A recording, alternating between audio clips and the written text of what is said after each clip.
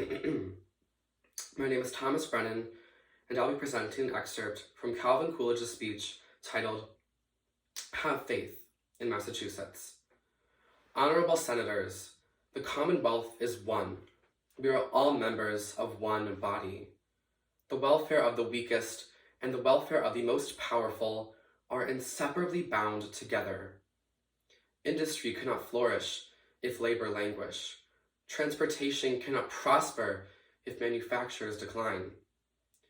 The general welfare cannot be provided for in any one act, but it is well to remember that the benefit of one is the benefit of all, and the neglect of one is the neglect of all. The suspension of one man's dividends is the suspension of another man's pay envelope. Men do not make laws, they do but discover them. Laws must be justified by something more than the will of the majority. They must rest on the eternal foundation of righteousness. That state is most fortunate in its form of government, which has the aptest instruments for the discovery of laws.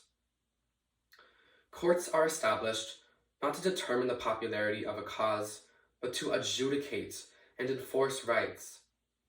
No litigant should be required to submit his case to the hazard and expense of a political campaign.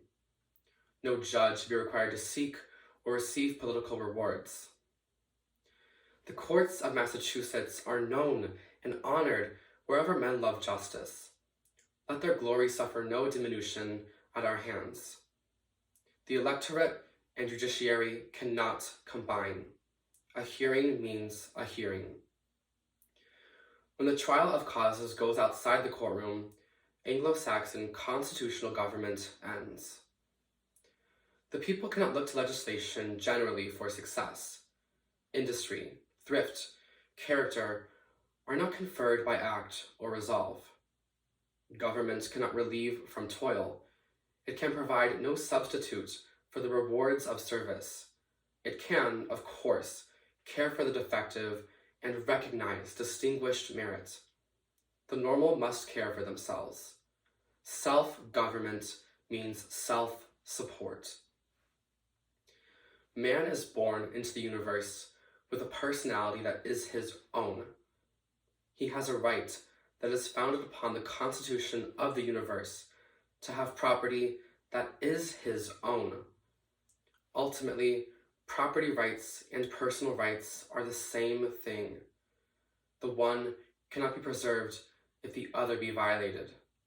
Each man is entitled to his rights and the rewards of his service, be they never so large or never so small. Have faith in Massachusetts. In some unimportant detail, some other states may surpass her.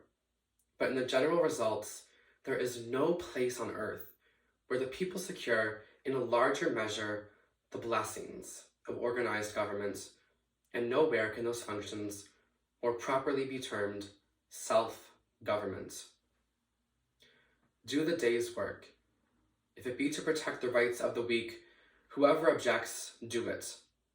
If it be to help a powerful corporation better to serve the people, whatever the opposition, do that.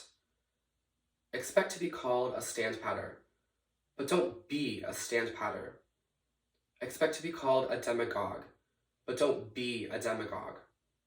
Don't hesitate to be as revolutionary as science.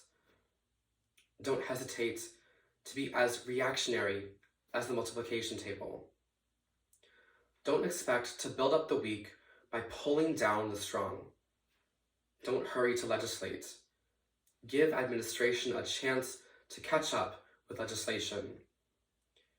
We need a broader, firmer, deeper faith in the people, a faith that men desire to do right, that the Commonwealth is founded upon a righteousness which will endure, a reconstructed faith that the final approval of the people is given not to the demagogues, slavishly pandering to their selfishness, merchandising with the clamor of the hour, but to the statesmen, ministering to their welfare, representing their deep, silent, abiding convictions.